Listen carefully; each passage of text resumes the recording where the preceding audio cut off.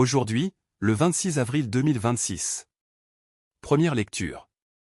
Dieu l'a fait Seigneur et Christ. Lecture du livre des Actes des Apôtres. Le jour de la Pentecôte, Pierre, debout avec les 11 autres apôtres, éleva la voix et fit cette déclaration. Que toute la maison d'Israël le sache donc avec certitude. Dieu l'a fait Seigneur et Christ. Ce Jésus que vous aviez crucifié. Les auditeurs furent touchés au cœur. Ils dirent à Pierre et aux autres apôtres.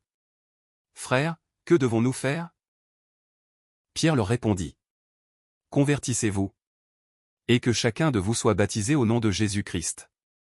Pour le pardon de ses péchés. Vous recevrez alors le don du Saint-Esprit. Car la promesse est pour vous. Pour vos enfants. Et pour tous ceux qui sont loin. Aussi nombreux que le Seigneur notre Dieu les appellera.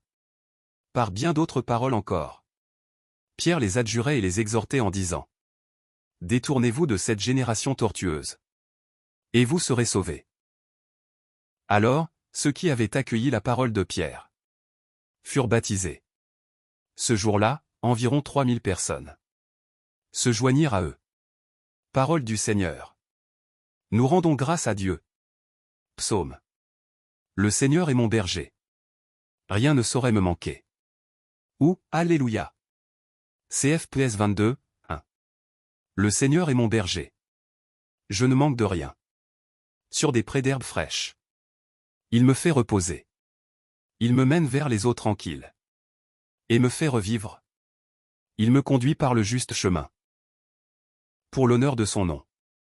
Si je traverse les ravins de la mort, je ne crains aucun mal. Car tu es avec moi. Ton bâton me guide et me rassure. Tu prépares la table pour moi. Devant mes ennemis. Tu répands le parfum sur ma tête. Ma coupe est débordante. Grâce et bonheur m'accompagnent. Tous les jours de ma vie, j'habiterai la maison du Seigneur.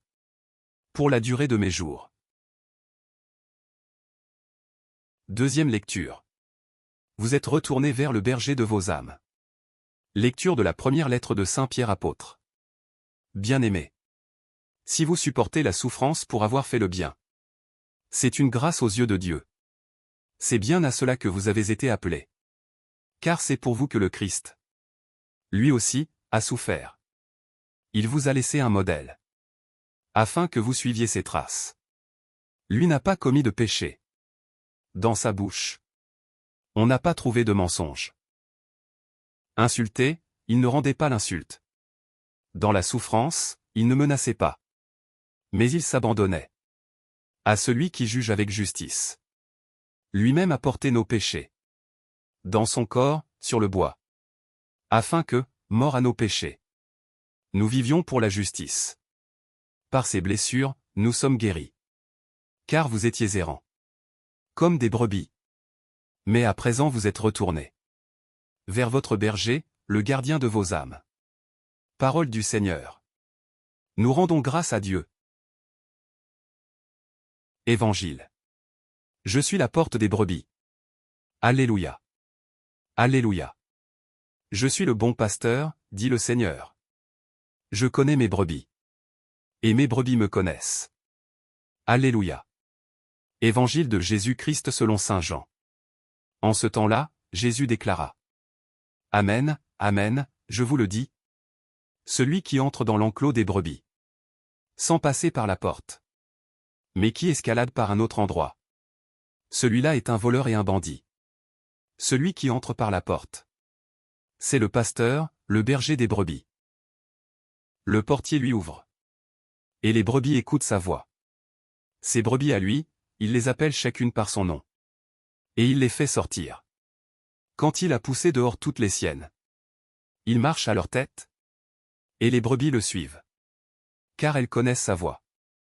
Jamais elles ne suivront un étranger. Mais elles s'enfuiront loin de lui. Car elles ne connaissent pas la voix des étrangers. Jésus employa cette image pour s'adresser aux pharisiens. Mais eux ne comprirent pas de quoi il leur parlait. C'est pourquoi Jésus reprit la parole. Amen, amen, je vous le dis. Moi, je suis la porte des brebis. Tous ceux qui sont venus avant moi sont des voleurs et des bandits. Mais les brebis ne les ont pas écoutés. Moi, je suis la porte. Si quelqu'un entre en passant par moi, il sera sauvé. Il pourra entrer, il pourra sortir et trouver un pâturage. Le voleur ne vient que pour voler, égorger, faire périr.